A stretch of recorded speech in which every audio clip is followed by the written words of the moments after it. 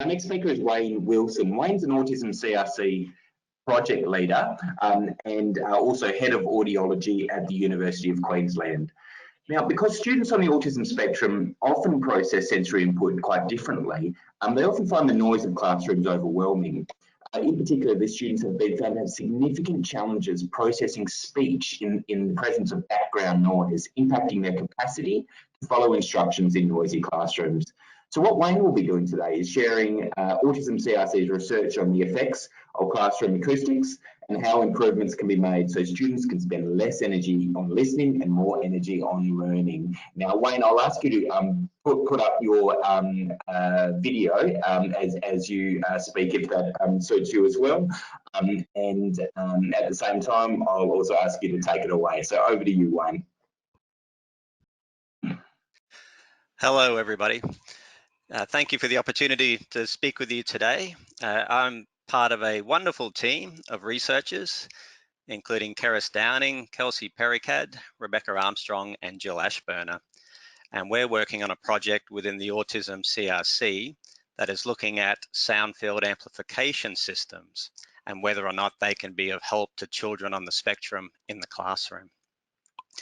Today, however, I want to talk a little more generally about classroom acoustics and how we can improve them simply, and what benefits we might see if we do improve classroom acoustics. Why are we talking about classroom acoustics in the first place? Well, one point to note is that many primary school children can spend almost half of their school day listening to what the teacher's saying and to what their classmates are saying. It's then quite clear that if those children are to succeed, they need to be able to hear what is being said, and they need to be able to hear that clearly. There are many factors that affect how well a child can hear what's being said in a classroom.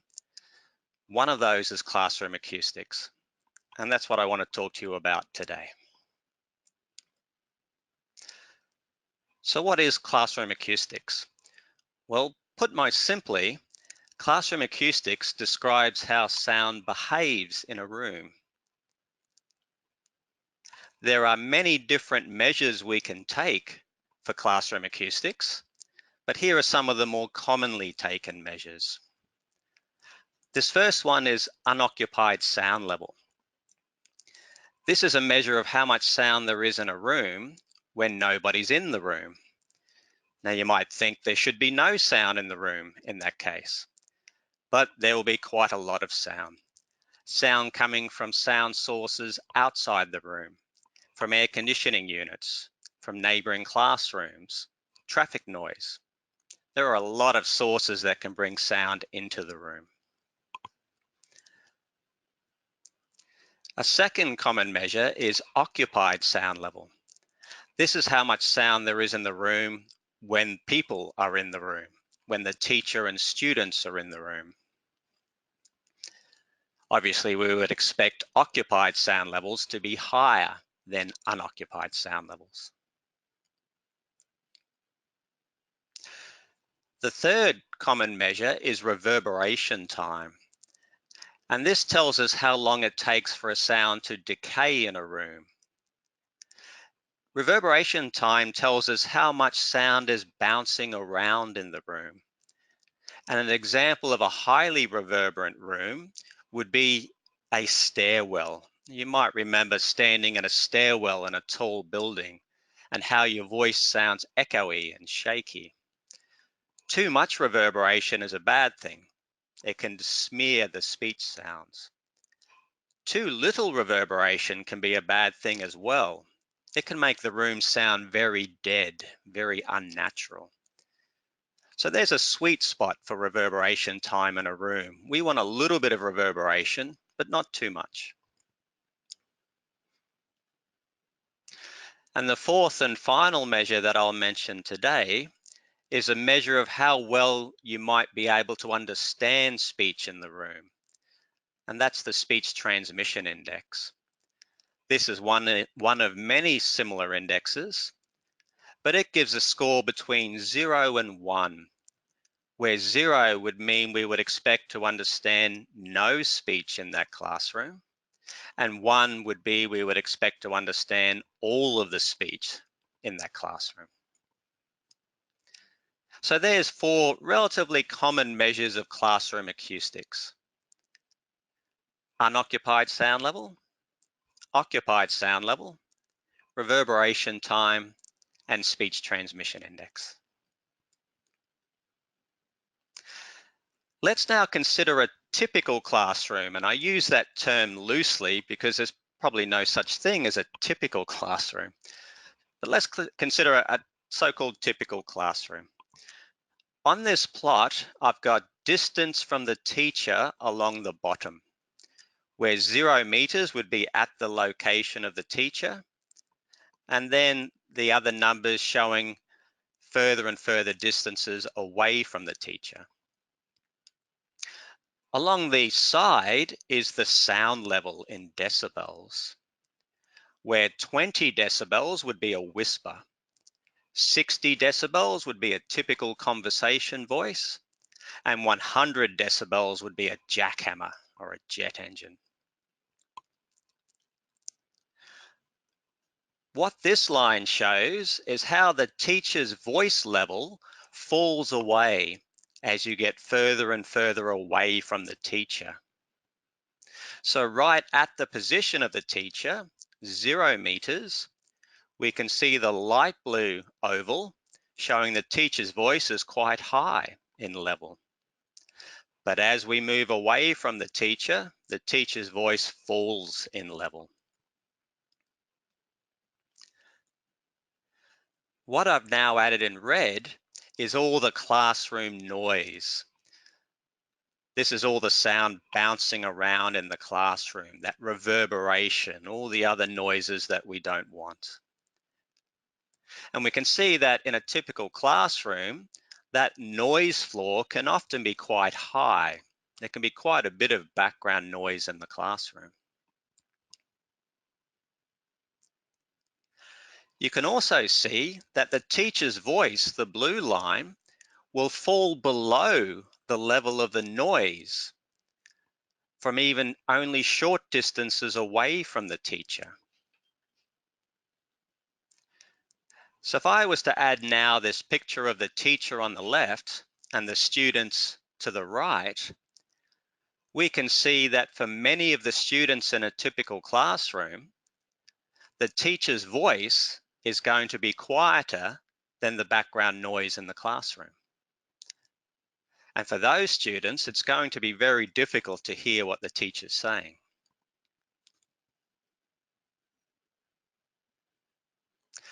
What are the consequences of poor classroom acoustics? Well, there's been a lot of research done on this, and what I'm showing here is just a simple infographic that I've taken off the web. But this makes 3 common points about the consequences of poor classroom acoustics. The first one is students have difficulty hearing what's being said, particularly students to the back of the classroom. A second common point is that student behavior starts to worsen. The poorer the classroom acoustics, the more off-task behavior the students engage in, the less on-task behavior they perform. But it's not just the students who are going to struggle in a classroom with poor acoustics. It can affect the teachers as well. And the third image on this infographic makes that point, that in classrooms with poor acoustics, we often see higher rates of teacher illness and absenteeism, often because they have to spend the day raising their voice, spend their day yelling over the background noise, and that can have long-term consequences on their health, particularly their vocal cords. So you might be wondering, well, what's the acoustics like in my child's classroom? And how might I measure that? Well, like many things in the modern world, there's an app for that. In fact, there's quite a few apps. some of which I've shown on this slide. The 3 apps at the top are just general sound measurement apps. The 2 on the bottom go a little bit further, and they can allow you to measure unoccupied sound levels, occupied sound levels, reverberation time, and speech transmission index in a classroom.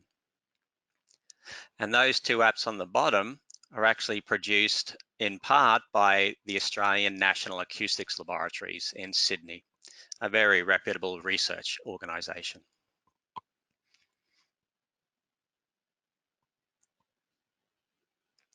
So if you do measure the acoustics of your classroom and find that they're not very good, what should we do about it? Well, generally there's 2 things we want to try to do. The first is raise the teacher's voice a little bit, if we can, just to make the teacher's voice a little bit louder throughout the whole classroom. The second thing we want to try to do is to bring down the classroom noise, bring down the background noise trapped in the classroom, bring down the reverberation in the classroom. And when we do these 2 things together, what it improves overall is the signal to noise ratio. We want a higher signal and a lower noise. We want to improve the signal to noise ratio. How can we do that? Well, one way we can make the teacher's voice a little bit louder is to use an amplification system, such as a personal sound amplification system or a sound field amplification system. How do these systems work? Well, they aim to make the teacher's voice a little bit louder. The teacher wears a microphone and a wireless transmitter. They can look a bit like the one I'm wearing now.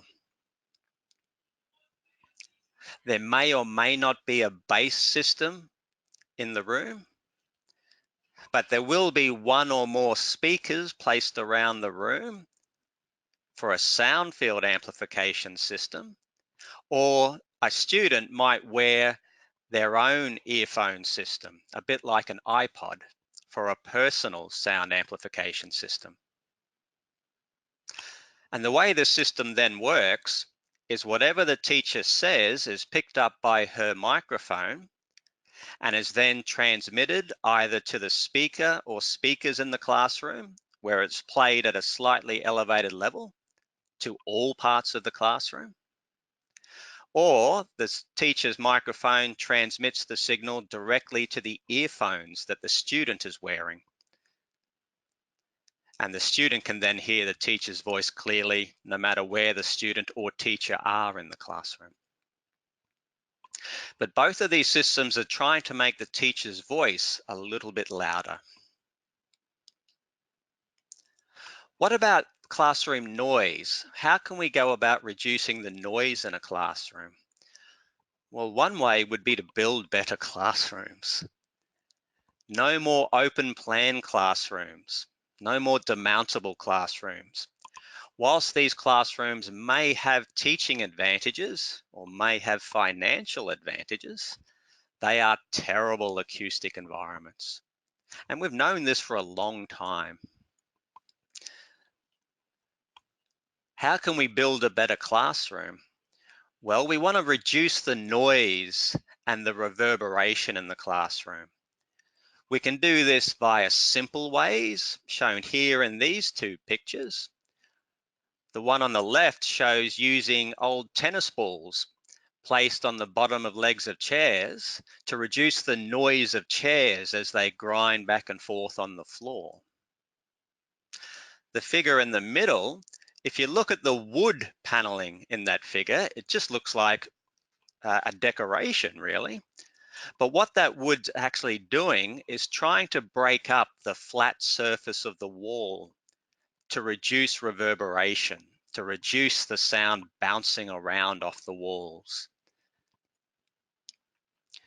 We can go a little further and try to insulate rooms. A common build for classrooms in Australia is the dual classroom build, where two classrooms are built side by side, and they're often separated by a simple divider, and that divider is often left open. There's no insulation between the rooms in those examples, and whatever sounds are being produced in one room can travel directly to the other room.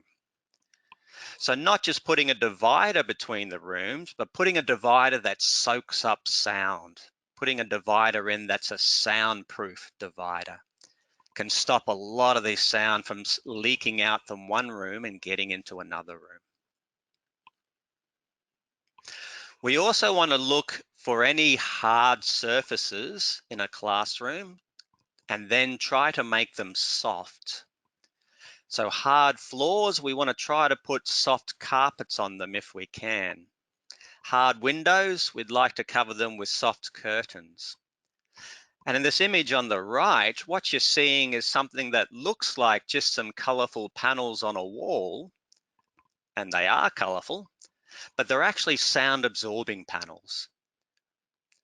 They're not just there for decoration, they're there to absorb sound, to stop sound from bouncing off the walls and to try to keep the noise levels down in the classroom. So there are quite a few things we can do to reduce the sound in a room, to make it a quieter place in which to listen. It might be worth seeking some help before you do this in your classroom, however. And perhaps the best person to seek help from would be an acoustic engineer. And in Australia, we have the Australian Acoustical Society, and they have engineers who specialise in reducing noise in classrooms. You can also seek advice from other professionals who do have some training in this space, such as audiologists or speech pathologists or occupational therapists. Let's say we do improve the acoustics in our classroom. What can we expect to see from the children in that classroom? Well, the main thing we hope to see is that the children will spend less energy trying to hear, less energy trying to listen over the noise, less energy trying to tune into what the teacher's saying. It'll be easier for them to hear. If it's easier for a student to hear, they'll have more energy left to listen. That's going to be better, but the child still has to listen. That introduces this concept that improving classroom acoustics puts children in a better position to learn, but they still have to go on to actually do the learning. And I'd like to make this point by way of an analogy. Imagine you're in a classroom, and imagine that classroom has poor acoustics. I'm going to add that poor acoustics now.